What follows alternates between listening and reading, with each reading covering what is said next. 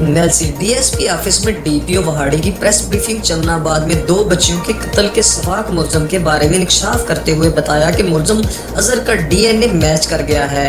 ملزم نے ایک بچی کو زیادتی کا نشانہ بنا کر اور گردن دبا کر قتل کیا، جبکہ دوسری بچی کو اس خوف سے قتل کیا کہ کہیں کسی کو بتا نہ دے۔ انشاءاللہ اسے قانون کے مطابق سخت سے سخت سزا ہوگی۔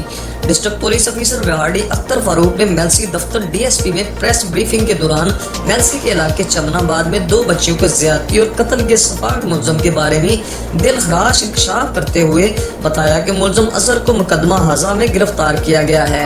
دوران تفتیش ملزم کا ڈی این اے ٹیسٹ کروایا گیا۔ ملزم اظہر کو مقدمہ ہزا میں صحیح گناہ گار پا کر حوالات جوڈیشل بھجوایا گیا۔